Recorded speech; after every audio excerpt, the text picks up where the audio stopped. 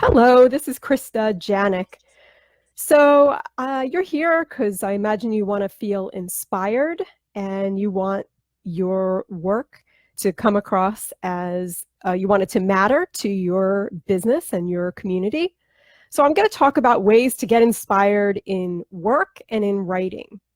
So one way that I use is to imagine that I'm doing something for the first time. So if I'm talking about something, I'm imagining that I'm doing it for the first time or that my client is discovering it for the first time. So that can help me bring an element of freshness, newness to what I'm doing, what I'm talking about. Another way that I like to get inspired is by looking at my competitors and seeing what they're doing. Now, that's not to copy them, it's to find a new angle on an old idea, or to see how we can make the brand be unique with that idea. So it's important to try to freshen up the everyday humdrum messages and try to figure out how we can make them new. So lots of people rehearse their elevator speeches, for example. While I do have a number of elevator speeches that I use, I don't like to use the exact same one because people will notice that I'll get bored. So I like to change it up. I have certain phrases that I use a lot, like I help customers transform their messaging. I help people connect to their customers in a more authentic way. And I work with people to get noticed now. By the way, if there's any issue with my camera, please do let me know because I am blind. And I wanted to tell you about my webinar here, Get Noticed Now, Increase Visibility Online and in the Media. You can sign up for it at wisewords.matter.com/webinar.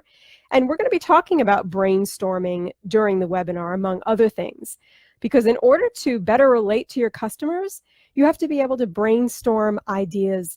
And it very often helps people to get an outsider's perspective, someone who doesn't work at your business, in your industry, to kind of see what they might want to learn about when they look at your industry. Perhaps people who've worked with your ideal clients or people who could be your ideal clients could give you some ideas.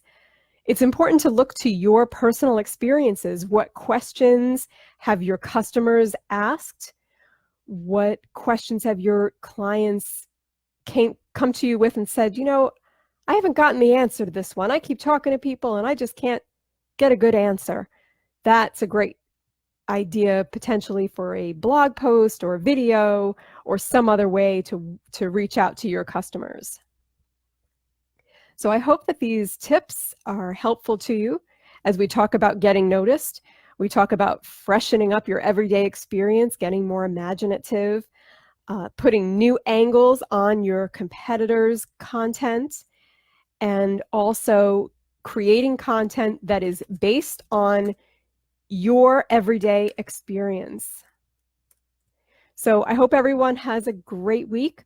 Also, we're not going to have a live video next week for the Thanksgiving week. It's going to be recorded, but there will be a video next Wednesday at 3 p.m. So take care, everyone.